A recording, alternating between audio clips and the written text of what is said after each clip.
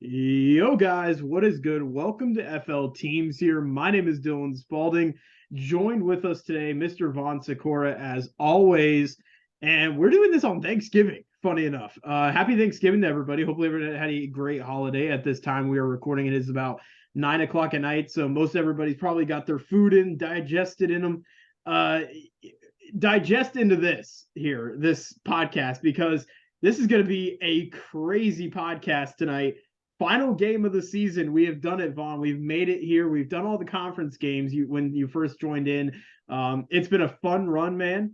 I have to say, it's been awesome getting to do this with you. I've really enjoyed getting to cover these games and talk about these games leading up to them. But this is it. It's a penultimate, if you will, or I should say the ultimate finale for the USF Bulls here heading into Saturday night. And we got the war on I-4. So, people are traveling on this war on I-4, but the Flames are going to be on Saturday night. The Flames are going to be on war on the I-4 road or whatever it's called. The Flames are going to be there because it's going to be it's going to be a heated battle between these two schools, and what is right now the final time these two teams will be playing against each other. I cannot wait, man. This is going to be, you want to talk about how heated I feel like there will be a lot of pushing and shoving. This is going to be a fun battle. I cannot wait for Saturday night. It is going to be a fun night. Can't wait, man. Definitely the most important game that we've played so far this year. Other than some of the games in the beginning of the year, but USF, like Coach DePrato said this week, playing for two trophies this week: the War on I-4 trophy and the chance to stop them from moving on to the championship game. So I know USF's going to be ready to play. These seniors, super cool. I don't know if you saw it on the uniform. Actually, on the top of the helmet, all the seniors are having their signature on the helmet. So last time these guys are going to get to ball out together. Obviously, a very tight-knit group, and they've been through a lot of adversity this year, and they get to show one more time what they can do and hopefully play the upset on Saturday night. And super exciting. And the first time in a while it's been on a Saturday. And once again, like we've said before with Cincinnati and some of these other and Houston, some of these other good AAC teams that are moving on to a new conference.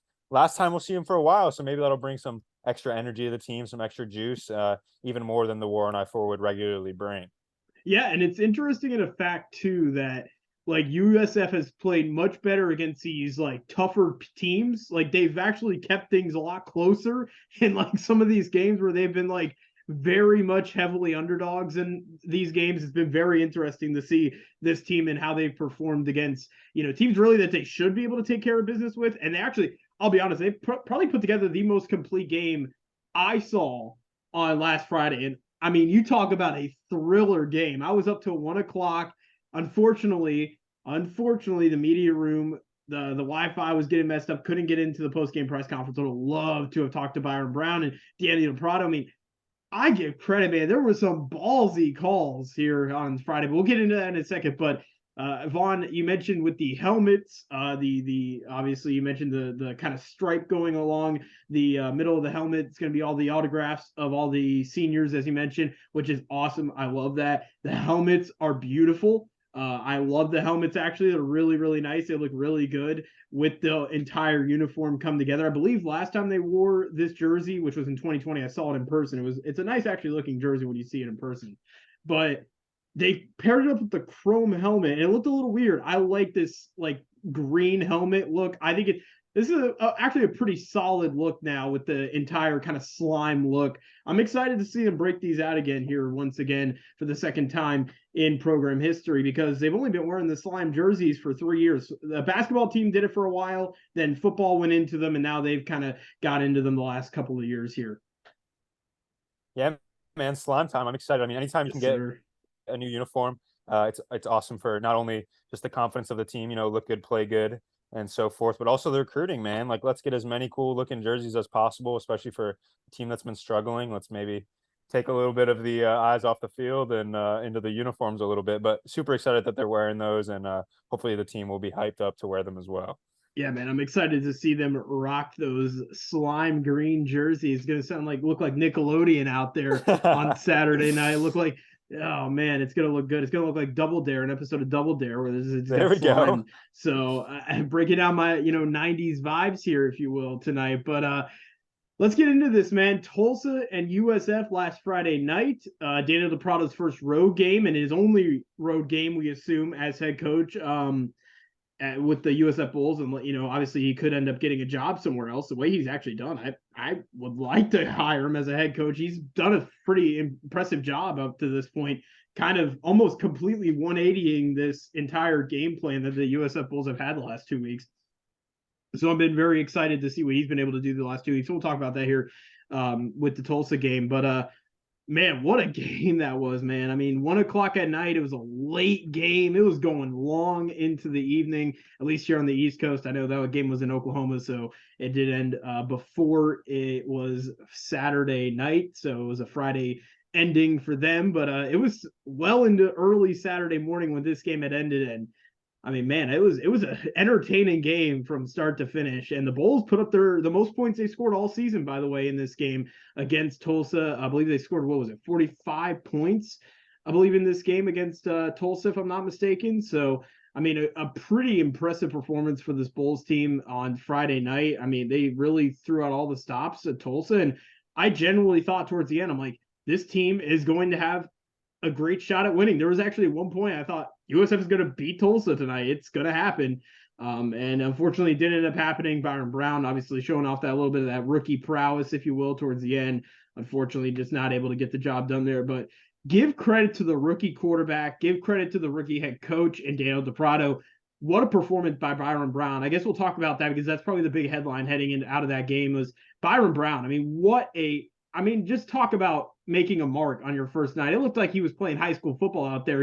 He was Mr. North Carolina for a reason, and he's showing that out there on Friday night because he was back to doing his Friday night light thing there on Friday night against Tulsa. I mean, he had an incredible performance. He was, I believe, perfect. And there was a couple, obviously, breaks that he had, a couple pass interference penalties, and they kept talking about that too in the broadcast. They're like, oh man, the streak lives. And that was the entire thing in the broadcast booth the entire night, especially late into that game.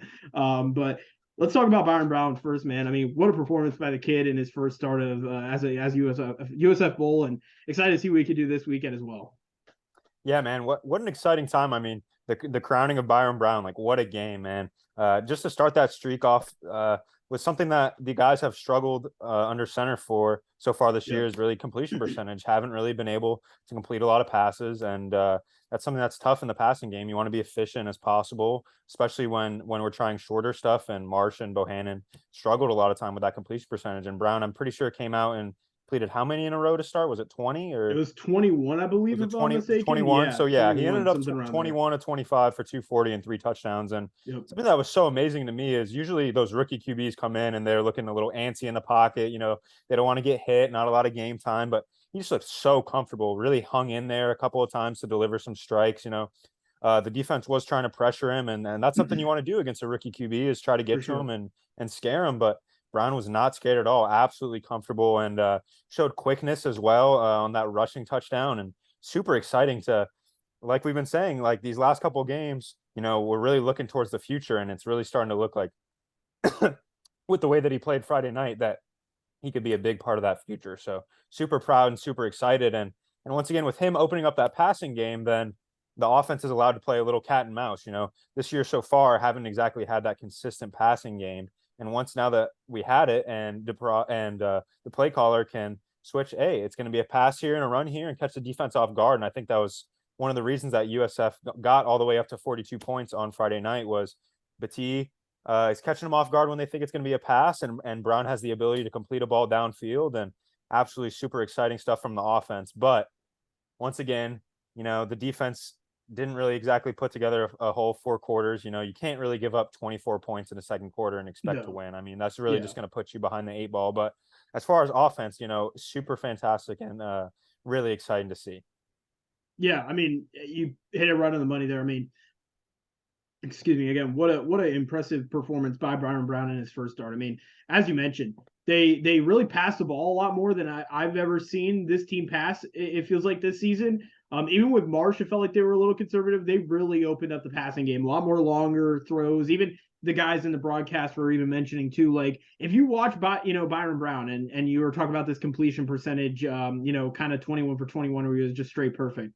They were even mentioning too, like some of these throws aren't like little 2-yard passes to the side. Like he was throwing them, darts down the middle. I mean, he was throwing good passes. Like the kid was making impressive throws down the middle of the field. Like he was being, a good quarterback. He was being a risk taker, if you will, for the Bulls team, which we haven't seen much of this season with our quarterbacks. It feels like we've kind of been conservative in the passing game. And I like seeing that because if you think about it, at this point in the year, there's really nothing to play for. And at this point, outside of this UCF game, these last 2 games that Daniel DePrano has coached, there was nothing to play for outside of just winning a game and possibly getting some pride, earning some pride, and finishing off the year strong. I mean, to be able to open up that passing game, get their guys comfortable, and then next season, going into next season, they can open up the passing game again a bit more, and they know they have a guy who can pass the ball and really can add an extra layer on top of this offense, because we know what the running attack can be.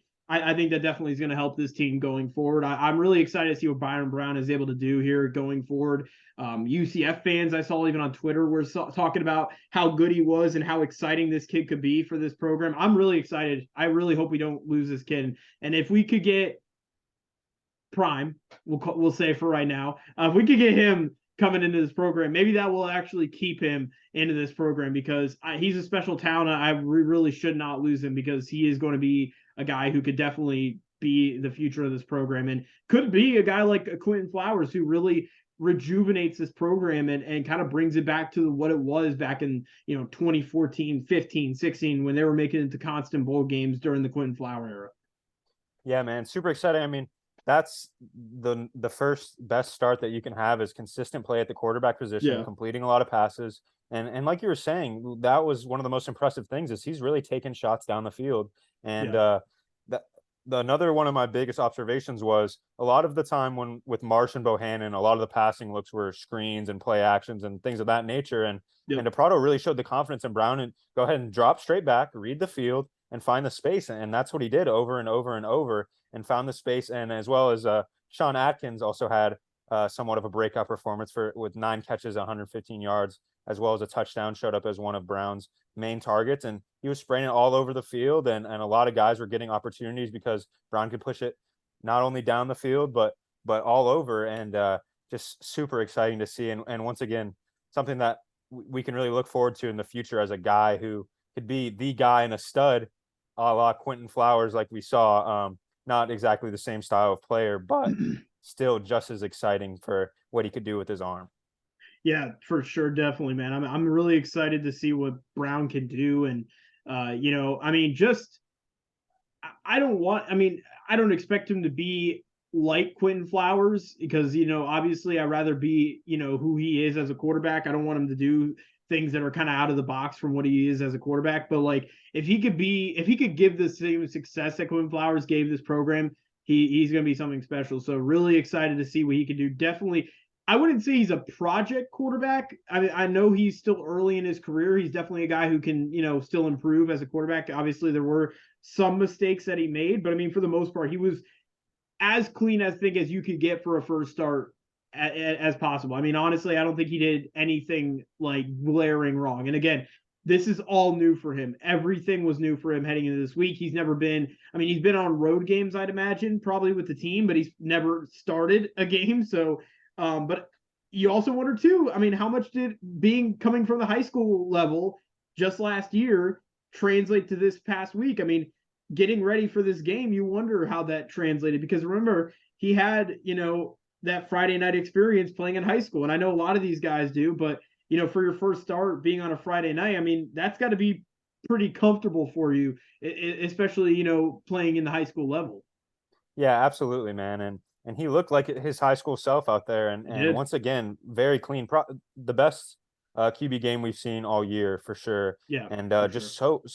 so unbelievable how comfortable he really looked, and was just able to deliver strikes. But unfortunately, on the defensive end, just couldn't get it done. Braylon Braxton just looked like an absolute stud, had over 300 yards in the air. And then once again, the front seven just continues to struggle. Another 200-yard rushing performance, and with Deneric Prince, and he averaged 8.5 yards per carry. So once again, another USF week, another time where pretty much you decide to run the ball against the Bulls, and you're picking up a first down. So and once again, that second quarter was just so tough. 24 points allowed. It gets the offense so far behind where if you score 42 points, you really should be able to win a football game. But the consistency just hasn't been there. The tackling hasn't been there, and the coverage hasn't really been there in the air either. And let's not forget, this Braxton guy was not starting the whole year. He was really the backup Yep. and has been coming on in the last couple of weeks, but he was just too comfortable, and the Bulls weren't really able to get enough pressure, and couldn't execute in the running game either. So that's really, I think, what's going to be the key in this UCF game going forward is this defense needs to show up, and it still hasn't happened this year up to this point. That was the one thing I wanted to ask Daniel DePrado on Friday night, Saturday night, whatever you want to call it. Was how do you get this team ready, especially going into this UCF game? Because it doesn't get any easier. You got a running back in Isaiah Bowser, the newest, what is it called? The newest star in the Super Mario film. they did a video of that, if for anybody who hasn't seen it. Yeah, I mean, you're gonna have to get ready for that. I mean, Isaiah Bowser's he's an animal. He's a good runner. He's a good running back for that UCF Knights team. So I would have loved to have seen, how do you get this team to turn things around, especially with this being the last week. And although it's a rivalry game, a lot of these guys are probably ready for the season to end. A lot of these guys, it's been a tough year for everybody in this program. I mean, a lot of these guys just really want to get away and not worry about having to play a game after this week. So you kind of wonder where the defensive mindset is going to be at heading into this weekend. Again, I believe they're going to be there. I hope that the Bulls are ready. They better be ready, because UCF, if they're not ready, the UCF's going to drive in the words or in the terminology for UCF, they're going to drive a sword right into Raymond James Stadium on Saturday night. So it might be a long night for the Bulls if they're not ready to go on Saturday. But I do believe they will be ready, and I believe Daniel Prado will have them ready heading into Saturday night. A few more guys I wanted to touch base on from that Tulsa game. Brian Batty passed 1,000 yards rushing on the season. I mean, Batman, if you will, for us here in the Bulls. I mean, he's had what an unbelievable season he's had, man. I mean, everybody talked about going into the year, oh, Jaron Mangum this, he's going to get probably a lot of the load of the backs, but Brian Batty's going to definitely have a bigger workload. Yeah, I don't think anybody thought he was going to have this big of a workload, and he has delivered every game. He's right over 100 yards. I actually created a fantasy lineup on DraftKings for Saturday's slate of games, and I put Brian Batty in my lineup because I'm like, he's going to get 100 yards easily. So not a hard pick there for that. So congratulations, Brian Batty, on passing 1,000 yards on the year. Sean Atkins came out as a surprise receiver. Xavier Weaver, we knew was going to be out for that game. Maybe you could have saw Jimmy Horn as a guy who would have gotten more passing yards. He, I believe, got only like 40 yards of pass catches, six receptions. 6 for 42, yeah. Yeah, 6 for 42. Sean Atkins, though, man, coming out 9 for 115. And that was another thing I wanted to ask to Prado. Unfortunately, with the press conference not being able to work, I couldn't. But one thing I wanted to ask to Prado is, with Brown coming from kind of the, second, third string group of players, and Atkins being one of those, was it more of a better, comfortable connection? Because Atkins and Brown felt like they were connecting all game. I mean, they looked good on Friday night, and I felt like that probably did play a part of it. Is, Brown has played with guys like Atkins and some of those lower tier guys, and he probably was more comfortable passing it to him than maybe, say, Jimmy Horn Jr., guys who he hasn't got to play with much because they're all the starters on this football team. Yeah, that's a great point. I mean, I'm sure him and Sean had a great connection during practice, and that really showed. And I mean, Sean, not the fastest guy, but a great possession receiver, and Brown was just able to fit it in the spot over and over and over, and just put it on the money. And Atkins seemed to find himself open once again. And just to touch on Batee, yeah, man, what a stud he's been all year. He'd definitely be my vote for offensive MVP this year. He's been amazing, and just whenever this team needs a play, he seems to make it to the best of his ability. And even with an offensive line that's really struggled this year, to still rush for over 1,000 yards is definitely a huge accomplishment and something that should really be remembered. And once again, as we've been saying on the pod every single week, Batee, please stay. We could really use you again in the next couple of years. So he's been absolutely amazing this year, and super proud of him for having that achievement. And what a guy, and especially coming from last year, a guy who just seemed like more of a special teams explosive type of guy, to really convert that into meaningful playing time on the offense is a great achievement. And what a year he's had, especially with such a struggling USF team all year. He's really been that bright spot and that stud to really come out of some of the rubble that has been this season. Yeah, it's really been him and Dwayne Boyles, right? They've been kind of the two that we very much have picked a lot, especially in our picks in terms of like players to watch each week. But there's a reason why, because they are the best players on this football team right now. I mean, granted, there have been other good guys who have stood out in certain weeks and such, and we can't, not talk about them as well. But I mean, they've been the two most consistent players on this team who have produced consistently each and every week for this football team. I mean, Dwayne Boyles is literally the honestly the anchor, if you will, to that defense. Without Dwayne Boyles, I don't know what this defense would be. This defense would probably be even worse than what it is right now, to be honest with you. And Hard to I imagine. don't want to say it, but it's true. I mean, I'm not trying to be like Debbie Downer, if you will, but I mean like it's how it is. I mean, without Dwayne Boyles, what would this defense look like? It probably wouldn't be the way it is right now. And even though it's not good, it'd probably be a lot worse without having a guy like that in terms of Dwayne Boyles and his leadership on that defense. So, yeah, very interesting game. Another guy I wanted to mention too, Andrew Stokes. I don't know if you got to see this, Vaughn, but freaking amazing kick, by the way, on that onside recovery. I popped so much for that. I was so freaking excited because finally we actually, again, as I mentioned, Daniel DePrado, he's very ballsy head coach. I give him credit, man. Like doing something like that, especially in the third quarter, and like trying to get back into that game. I give so much. Like I love Daniel DePrado, man. Like I have like a man crush on him right now because of all the good calls that he's finally making. I like what he's done so far, man. If do you agree with me? I think Daniel DePrado in his short time is showing that he has the capabilities of being a head coach. I think he's got more work like to be done, obviously, because he hasn't had much time, and this is a complete different situation. But he definitely is deserving enough to get a look at to be a possible head coach, whether it be at the FBS level, like a lower tier FBS team, or even like a FCS team here heading into the next year or two. Yeah, man. I mean, I definitely agree with you. He's definitely brought the juice and the energy, and as much of a culture change you can bring in the last 3 games of a season, it's really tough when a team already has cemented all of Jeff Scott's ideals and everything with that.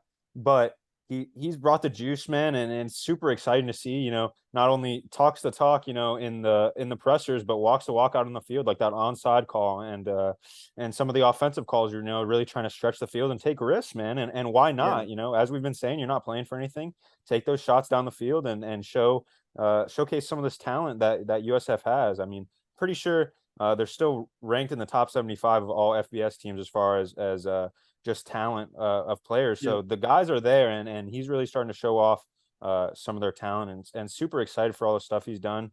Once again, said all the right things and really showed that, yeah, we should maybe take a look at this guy to be a head coach in the future. Obviously, not as big as some of the other names, but what he's done, I mean, hasn't won a game yet, obviously, but some of the energy and once again, hate to say it again, but the juice that this man's bringing has been super exciting to see, and I think the players are really starting to rally around it as well.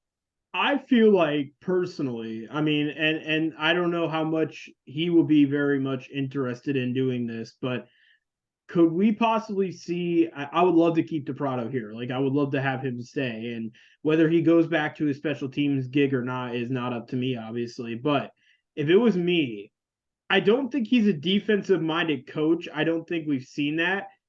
Could you see DePrado becoming like in a like co-offensive coordinator with Trickett? Maybe.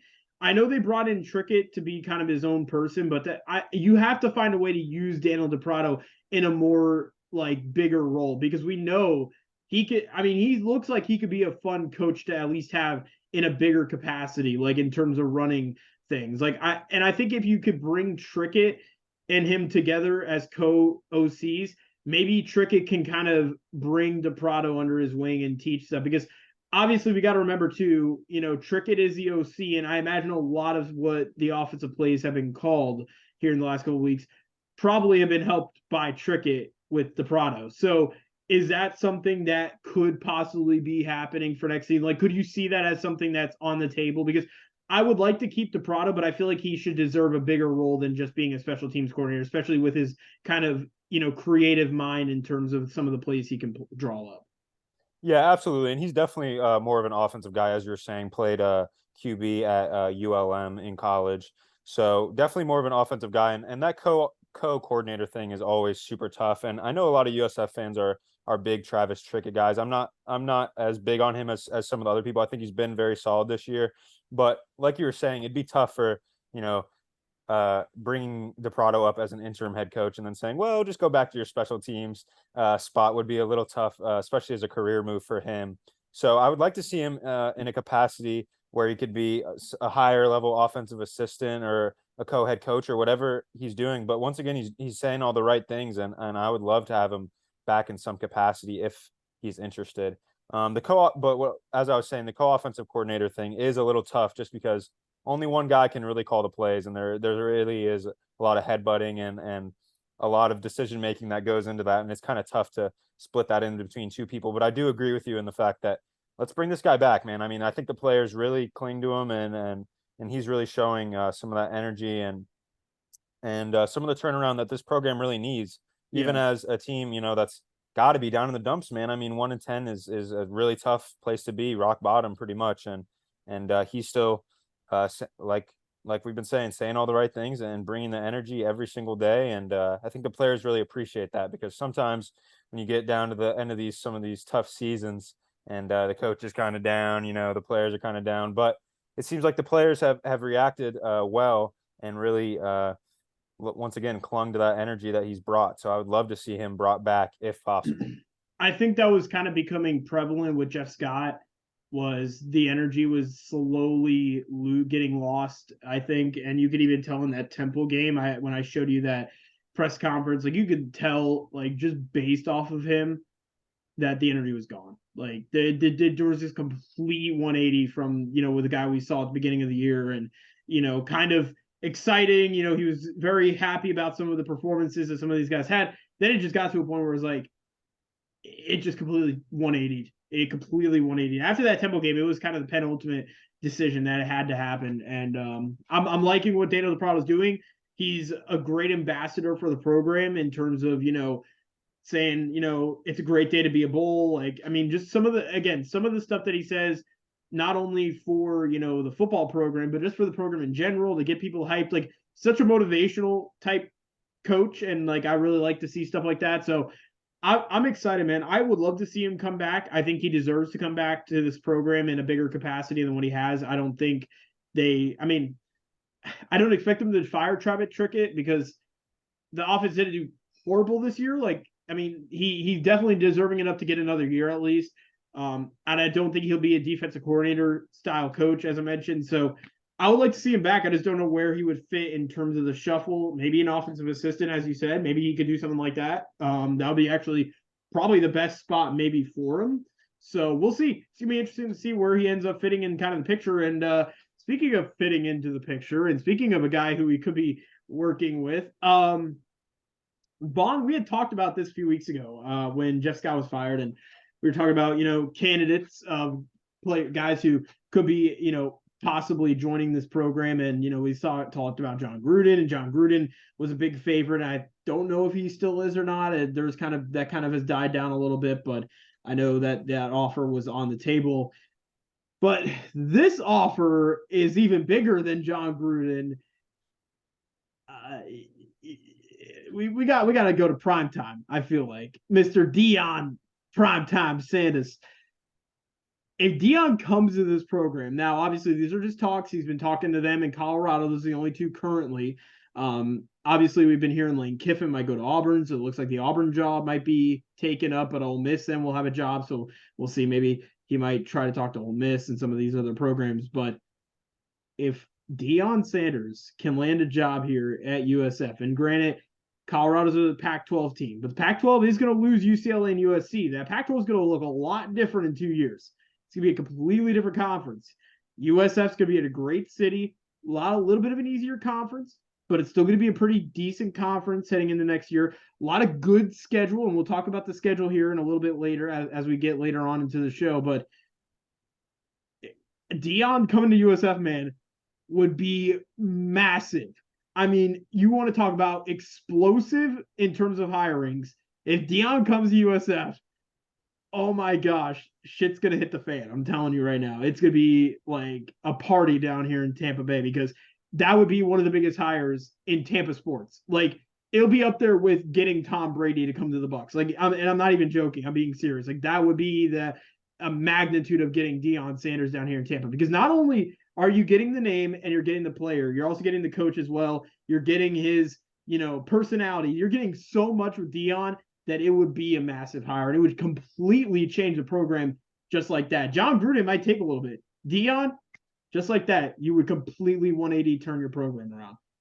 What are your man. thoughts? I mean, that would be probably the biggest moment in program history since they were ranked in the top 5 back in 2007. And what an outstanding job he's done at Jackson State. They're at 11-0 this year, and just the recruiting at an HBCU at an FCS level, he's bringing 3 stars, 4 stars, even his son who was a 5-star.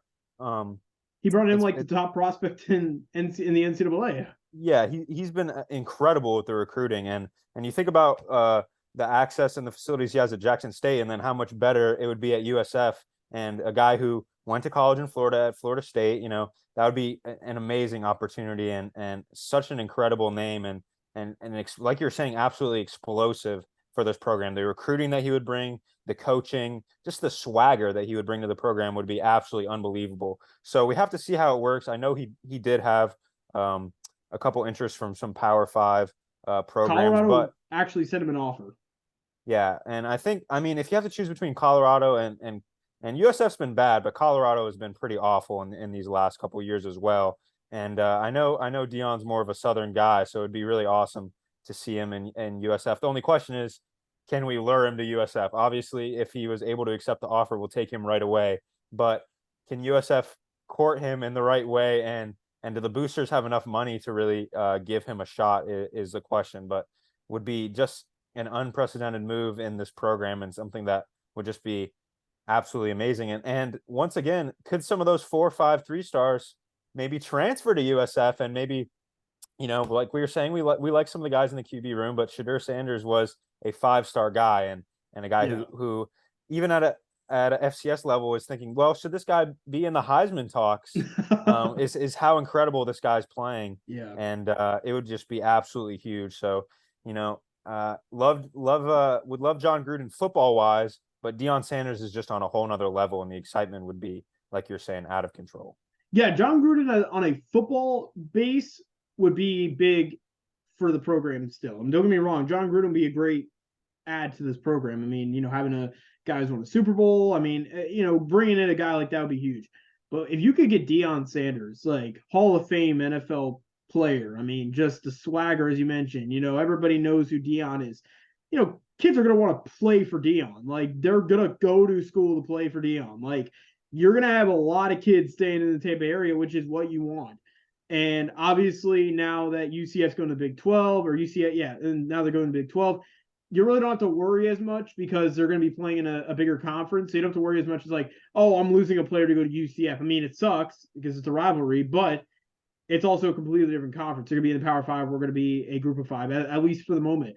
But if you get Deion, I mean, you never know what might happen. We could get to a Power 5. All this stuff about the new stadium, it could happen with Deion under helm. And you look at the future schedule, man, the next 3 to 4 years, our schedule is loaded with top 10, top 15 Power 5 schools that we're going to be playing in the next, 2 to 3 years here in this program. There's actually more interesting matchups for USF in the next 10 years than there are for UCF in their future schedule. Like, if you look at their future schedule, it really isn't that impressive.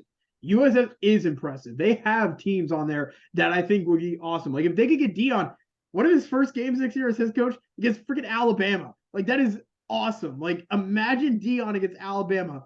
ESPN would grab all over that game. Like, it would be a spectacle, because it's Deion versus Bama. Like, that is like Nick Saban versus Deion. That is like the coolest coaching matchup in NCAA history. Like, there is so much that if Deion comes to this program, that would completely change. I mean, the uniforms, forget about what we have now. We're gonna go we're gonna get gold on our uniforms, legit gold plate numbers and such. It's gonna be that crazy. Like, I am so excited if Deion could come.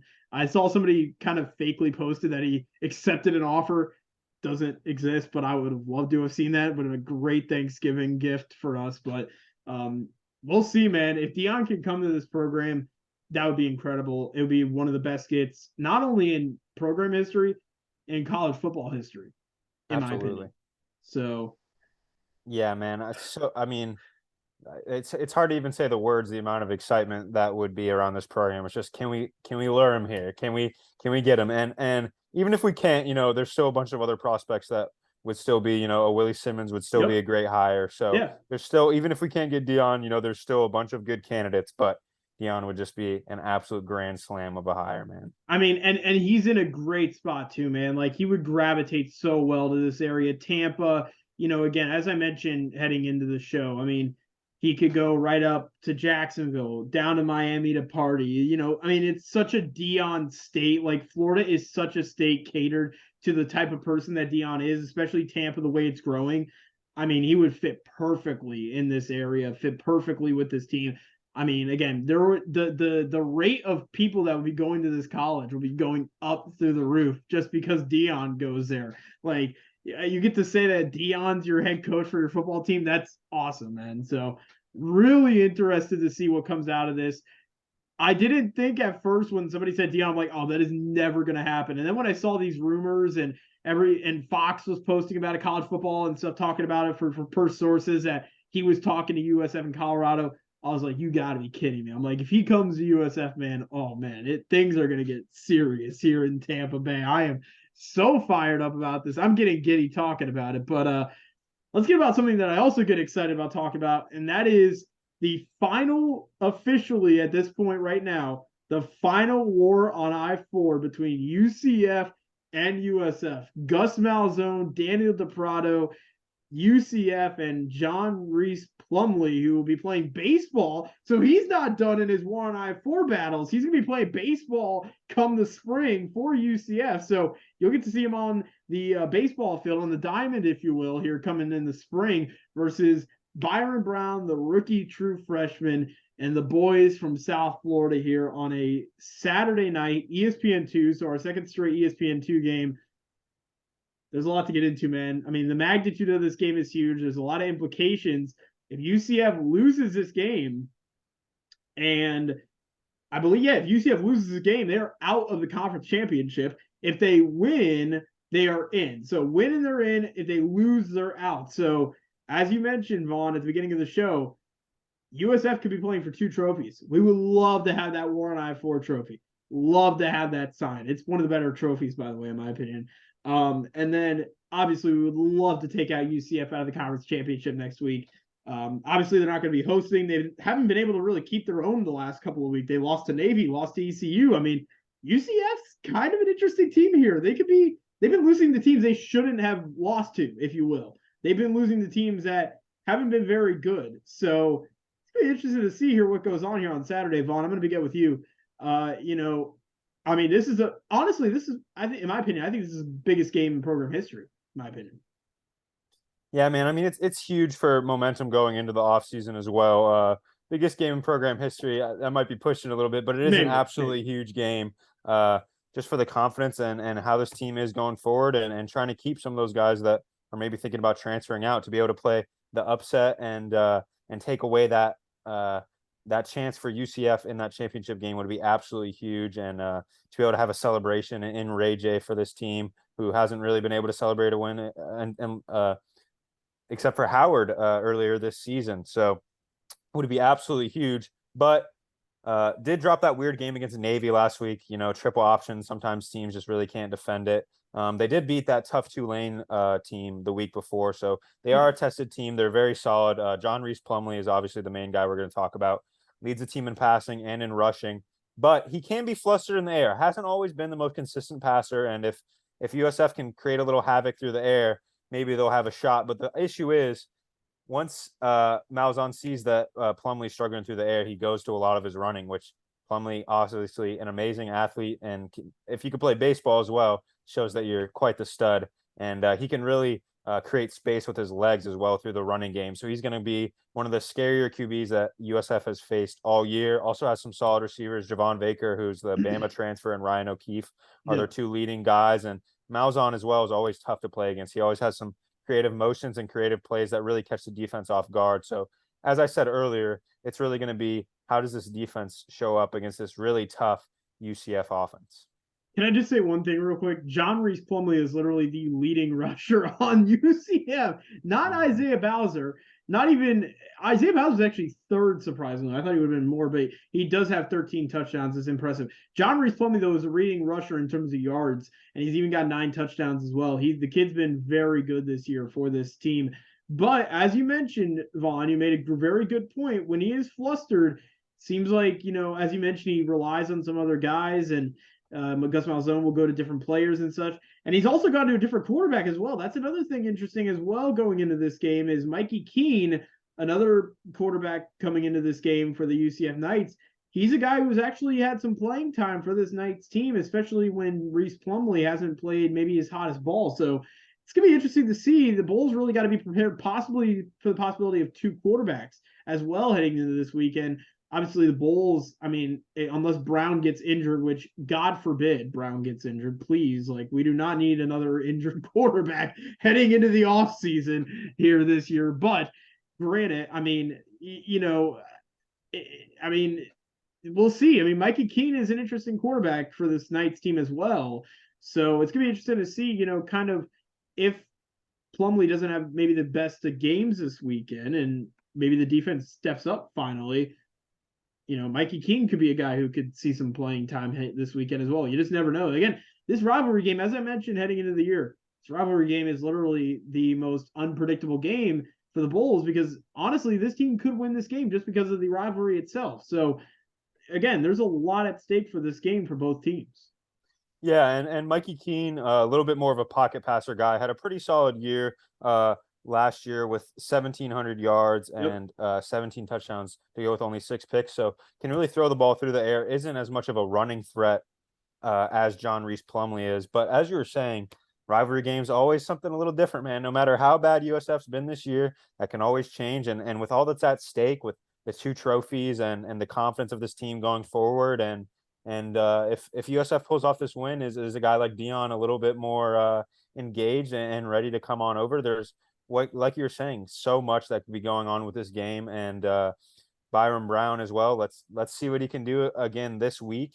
But as I was saying before, the defense just really needs to do a very solid job. UCF's defense has been solid as well this year, allowing under 20 points per game, but has been susceptible at times, like you were saying. Yep. In the East Carolina game, did struggle and has given up big points here and there over the season. So USF's really going to have to play one of their best games of the year to have a shot against a UCF team who, while inconsistent at times, still overall in the season has been very solid and a team that deserves to possibly play in that championship game. But very excited and once again, rivalry game, man. Anything can happen. The boys last time for the seniors playing, how does that change and how does DePrado get the men ready to go to war, the war on I-4 and really just give it all and give it all because it's the last time a lot of these guys will be playing together and the last time this iteration of 2022 USF football is going to be able to show what they can do on the field.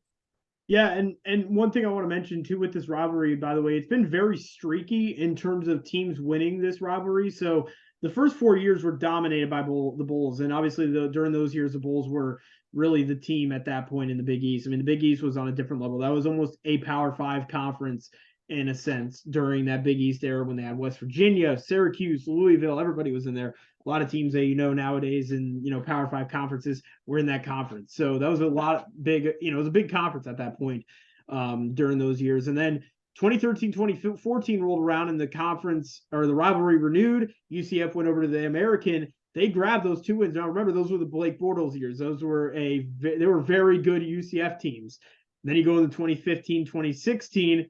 Those were the last 2 Bulls War on I-4 wins. Those were the, those turnaround years for UCF, the, Quentin Flower era years. Those were very good for the Bulls. And then obviously these last 5 years have been dominated by the UCF Knights, obviously with some of those games obviously coming in their historical run that they've had early in the 2017, 18, 19 years where they're making it, Power 5, big, New Year's 6 games every year. Claiming BS national championships and whatnot. Yeah, we're not talking. Listen, UCF fans, they need to take that sign off. First off, you guys never had a shot to get to the championship that year. Second off, we actually were ranked number 2. You guys were never ranked number 2. So take that, UCF. How about that? I'm sorry. Again, I get very passionate about this rivalry here, but no, nonetheless, man, it's been dominated by the UCF Knights the last 5 seasons. But really, the last 2 years, though, the Bulls have hung around, man. Like last year was obviously some crazy shenanigans happen at the end with the referee and all that good jazz, and the 10-second runoff and the challenge, and that was a mess. And then obviously in 2020, that was a COVID year. Bulls put up like the most yards in that game on that season. It was like ridiculous. I was like, how are they doing this? I had not seen that all year from that team that year. So it's gonna be interesting to see. I think it's gonna be. I don't know if this could be as high scoring as Tulsa. I think it's gonna be a little bit less scoring, but I do think this is going to be a pretty epic game. Like, I think it's gonna be a lot of back and forth. I think we're gonna see a good battle, if you will, between these two schools as we head into this game. So I guess let's talk about our players to watch here heading into this game here on Saturday, Vaughn. We'll begin offensively for both teams. So let's begin with USF. Who do you have as your offensive player for USF? And then I'll go to me, and then we'll do UCF next. Well, pretty easy choice for me. I mean, I think we're just all so excited to see what Byron Brown can do again this week, and once again, such a solid week and so comfortable. And UCF is gonna have to watch that film and be a little scared, man. Yeah. You know, lost the game obviously Friday night, and that's very tough. But this kid can really throw the ball around the yard, and UCF's going to have to be scared. And how do they adjust their game plan to what Brown can do, and can Brown bring it again and have that consistency that he did last week again this week? And if he does bring it once again and have that type of completion percentage game, USF has a real shot to pull this one out. Yeah, Brian Batty obviously would probably be in terms of the statistical guy, probably would be the player to watch, but I'm going to go Byron Brown as well. I mean, just coming off that game, how does he respond heading into this game? First war on I-4, and possibly his only ever war on I-4 he might play, because again, we'll talk about in a little bit what the schedule is going to look like for both of these teams and where this game could fit in later on, because I do hope that they bring this game back. I do think it deserves to be, played, I would say, constantly. Hopefully it's a yearly rivalry that these two teams kind of renew, if you will, down the line. But yeah, I got to go Byron Brown, man. I mean, how does he respond? Again, how does he respond from last week? Can he put together a similar performance like last week? If he can play anywhere close to what he did last week, we're in for a special game on Saturday night, man. Byron Brown if he could play the way he did and really come with confidence and such. Obviously, it's his first home game. First start home game. So interested to see kind of if he's got any butterflies, any nerves, if you will. Obviously, we saw him play a little bit towards the tail end of the home game against SMU 2 weeks ago, and obviously played a little bit against Temple. So, he's got some experience here playing at Ray J. I'm interested. He looked good against SMU in the late stages. Obviously, that was garbage time, but he looked good. I'm excited to see what he could do out of the gate, and hopefully he can get this team started on a good note. And I've been so impressed, too, by the way, with this team really getting started good out of the gate, especially in these last couple of weeks, man. Ever since, kind of the conference play started, it feels like the team has kind of turned things around in terms of getting started early out of the gate, and we've seen it improve each time as they've gotten better and better at it. And last week it looked really good. The team looked good in that first quarter, so I'm excited to see what Byron Brown can do, man. Let's hope for a nice game for Byron Brown here on Saturday night. I think he will put together a nice game as well. Yeah, man, super excited for him, and once again, just looked so comfortable, which is so weird to see from a rookie, but just an absolutely amazing.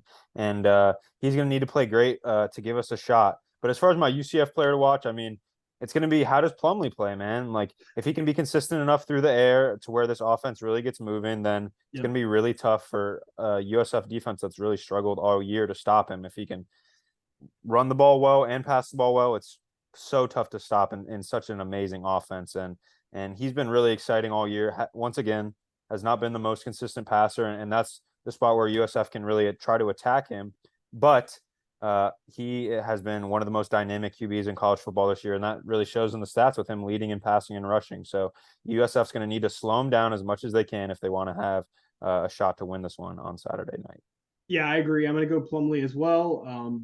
Pretty easy pick here. Again, what can Plumlee do this weekend? Can he play a good full game of football? Can he stay clean? I mean, we obviously know the type of athlete he is and what he can do on the ground. And, if they have to, they'll probably end up running him if they have to. But can he limit the mistakes is going to be the big key here heading into Saturday night. Let's go defensively here real quick. We'll go USF, UCF. For USF, I'm going to begin off of mine. Dwayne Boyles, man, has to be the player to watch. I mean, that's easy. And honestly, I think UCF is going to be easy as well, looking at their stat sheet and looking at the guys who have really been the big key contributors. But yeah, I'm going to go Dwayne Boyles. He's a senior. It's his final year with the program.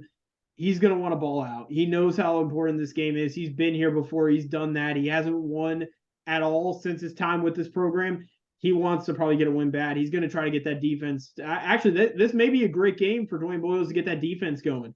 This may be, really show his leadership, if you will, in this game. And I would love to see him get that defense going because I really think that Dwayne Boyles, would want to he wants to get this win. I know that. So I'm looking forward to see what he could do on the gridiron on Saturday night against UCF in his final war on I-4. Yeah, man, and he's a stud. And as we were talking about, guys like Byron Brown might not really know this rivalry, but Dwayne Boyles is a guy who knows this rivalry in and out. And even though he's been on the losing end each and every single time, unfortunately, he knows how much hatred there is in this rivalry and how much energy he's really got to bring for this team to have a shot. But I actually went with Jaden Curry, who's an upcoming DB and was second in tackles last game. And he's starting to look like a serious piece and only a sophomore. Could be a guy who is a dude for them going forward into the future. Needs to improve in coverage a little bit. Has a couple of times where he got beat and burnt, but that's all in experience, and that's understandable from a DB room who has really struggled all year, but is showing a lot of promise in the run game, coming down and making tackles. Had 6 tackles last week and 5 tackles the week before, so really starting to come down and make plays. And if he can improve in coverage, he could be a real stud for this defense. Yeah, for sure. I completely agree with that. I like the pick there. And we'll go now to UCF. Similar situation in terms of the tackle leaders. Got kind of your big guy there in terms of Jason Johnson kind of being that leader in terms of the defense, and then you got kind of everybody else in terms of the tackling stats there. I'm actually going to go with Jason Johnson for that reason. I want to see kind of the battle Boyles versus Johnson, the two tackling leaders. Kind of the two, kind of concrete, the pillars, if you will, of the defense, and really holding up what is kind of a lopsided defense, if you will, in terms of the production, where the production has came from, as really Johnson and Boyles have really been kind of the two boss hogs, if you will, in terms of giving the team the most production out of them. So I want to see what Johnson does. There is one other player that I was looking at, Brash, as well. 6 sacks on the year. He's had a good year up front. Would be excited to see what he could do against what's been kind of a interesting offensive line. They've kind of actually played very well the last couple of weeks offensively. I'm excited to see what happens. You got Brad Cecil, who's in one of his final years. I believe this is his final year, so he's going to be graduating next year. So, again, another guy who knows what it's like to be on the losing end of this UCF rivalry. He knows what the rivalry is about, too. So, very much looking forward to see what that offensive line can do for the Bulls. But, yeah, I'm going to go with Jason Johnson. Who do you have for your guy? That's who I had as well, man. I mean, I think that's really the only pick you can go with. More than double the tackles of any other guy on that UCF team. The 6'2", 224 linebacker, Eastern Illinois transfer, just flies all over the field, is an absolute playmaker for them, and a guy who really, a lot of times on defense, the coaches will tell you to stay in your lane and make sure that you're filling your part of the field and your gap. But they kind of use him all over the field and allow him to be really a heat-seeking missile who can go after the ball, see ball, get ball, and he's been pretty amazing at it this year. And a guy who's a senior and a transfer, so doesn't know the rivalry as much, but knows that he wants to take care of business against this USF team.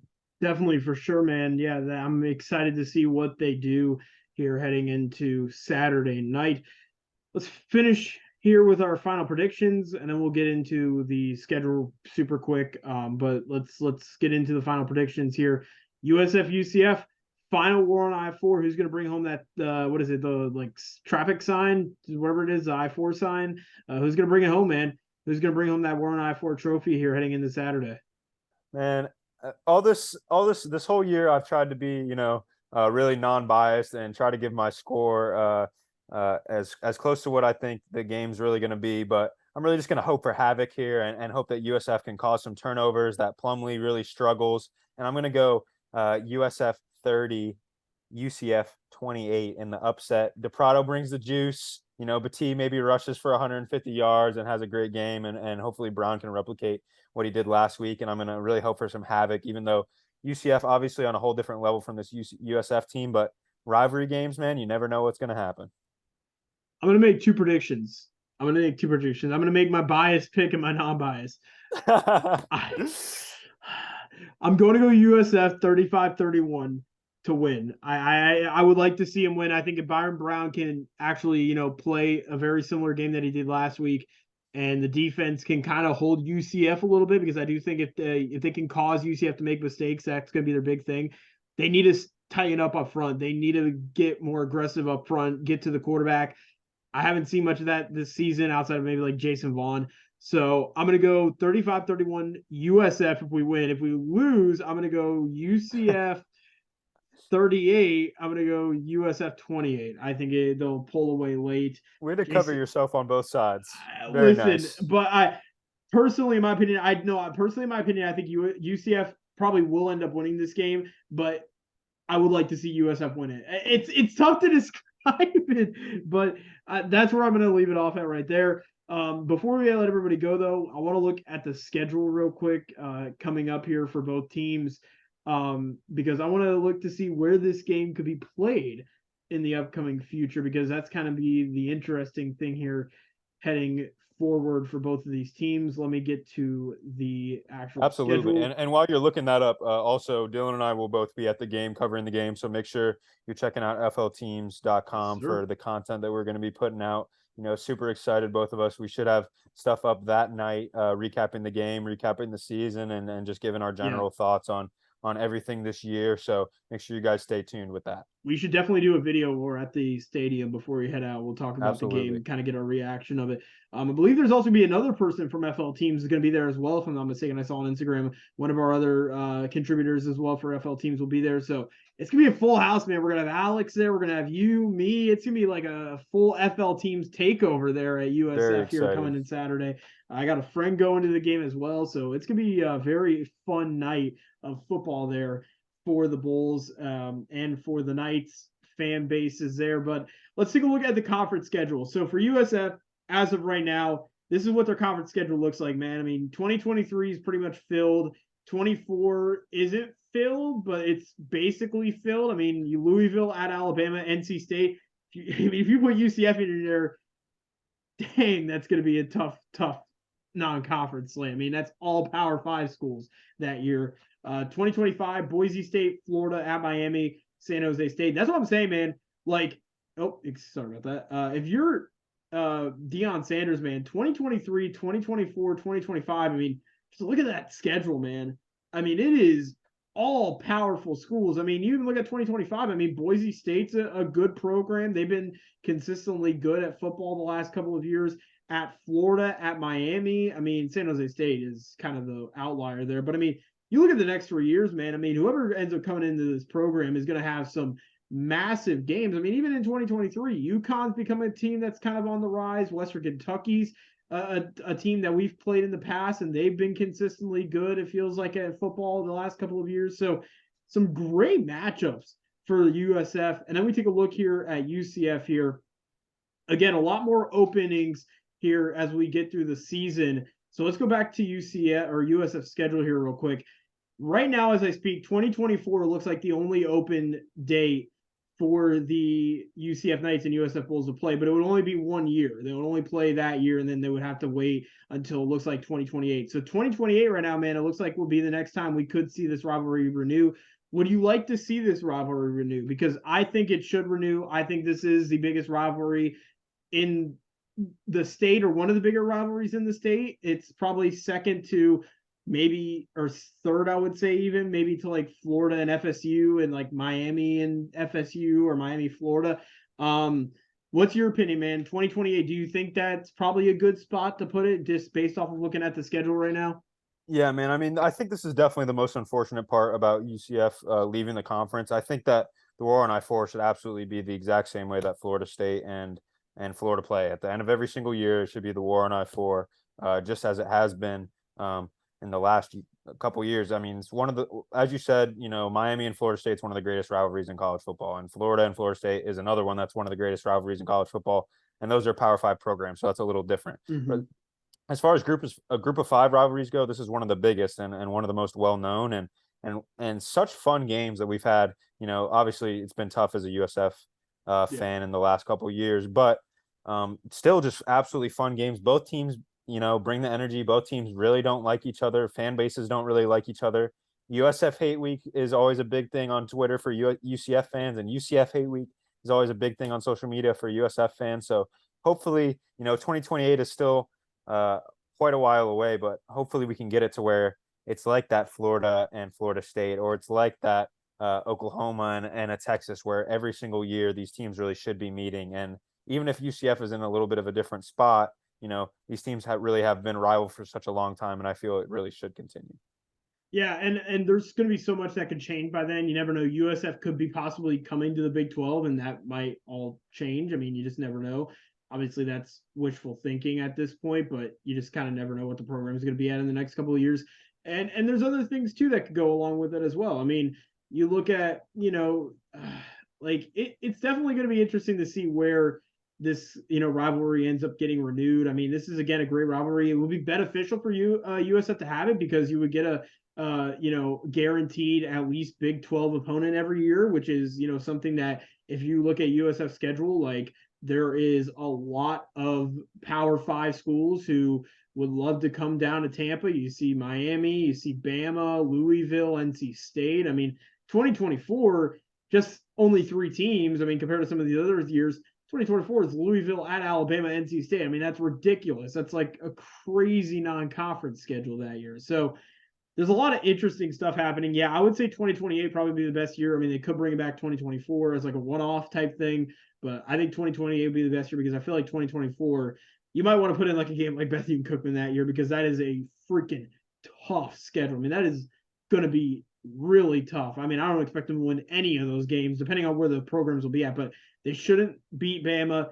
NC State's probably will still be pretty good then. Louisville, I have no idea where they'll be at that point as a program. So, yeah, I'll say 2028, man. I would love to see this rivalry back. This has to come back, man. I mean, I just think it's guaranteed it has to come back, because again, it's such a great rivalry, and it's one of the few group of fives that actually incorporate a trophy into it too, which is awesome. That just shows you how important this rivalry is. When you actually have a trophy you could play for, it shows the importance of this rivalry and how important it is to these fan bases. Yeah, absolutely, man. And at this point, obviously, USF needs the UCF game a little more than UCF needs the USF game. Yeah. But any way you put it, I mean, it's always an awesome game and super exciting. And especially, when you're looking forward to the day after Thanksgiving Friday night game. And always just been a great time watching those two teams face off. And hopefully it can return. I mean, 2024 would be fun as a one-off, but it really needs to return as a consistent fixture in both of these teams' schedule every year. Maybe they could play at Camping World as like a special war on I-4. Actually, that would be kind of cool. Actually, that would be very cool. I know it probably wouldn't be good, because it would be basically a USF pro USF or UCF crowd, but yeah, that would be awesome. Like to be able to have something similar to like Oklahoma and Texas, where it's like they play in like a giant stadium. They have that center logo, the War on I-4 logo in the center. Yeah, like, that absolutely. would be really, really cool. I would actually love to see that. So we'll see, man. But yeah, it should be interesting. Final home game on the season, final game of the year. Next week, we will be back to recap this season. We'll do like MVPs and have some little awards and stuff for all of our, kind of players who we thought had the best seasons, which isn't really too hard for some of these guys, but it's going to be interesting at some of these positions. So we'll see what ends up happening there next week. We're going to have a bowl prediction show. Like, we're going to go through every single bowl game on the schedule. By the way, I'll be at the ReliaQuest Bowl and the Real Bowl. We haven't put them in yet, but I'll trying to make it out for those and get you guys coverage for that. So that'll be fun. So we still got more college football on the way, just kind of in a more abbreviated and like one day situation than it is weekly. But Vaughn, it's been a fun ride, man. We've done all the conference games. Next year, hoping to do all the games on the schedule. Obviously, next year will be nuts with Alabama and Western Kentucky and Florida A&M and all those non-conference teams. And obviously with it being a new conference, going to have new teams going to be coming in. We'll get to learn about these teams as well, as is most of the people probably in the fan base as well. We'll be getting a chance to learn about these teams. So a lot of exciting stuff happening with the program heading into next year. New head coach. Could it be Dion, man? Will Dion be the guy to turn things around? I mean, again, it would be massive if Dion could come to this program, especially looking at the non-conference schedule, man. Dion would get some fun matchups here coming up here in the next couple of years. So really looking forward to seeing what's going to happen with this program. But for myself, for Vaughn Sykora, happy Thanksgiving to everybody. Hopefully everyone had a great holiday. We appreciate you listening to us and spending some time with us here on this holiday weekend. Saturday night, man, UCF and the war on I-4. Let's rock and roll, baby. Let's light the let's light the I-4 interstate on fire this weekend, because that's what it's going to be like. No driving, no traveling this weekend on the I-4 interstate, because it is going to be a hot rivalry here between these two schools. I cannot wait. So let's rock and roll. But ladies and gentlemen, have a great weekend. We'll see you guys Saturday night for UCF and USF. Peace out, guys.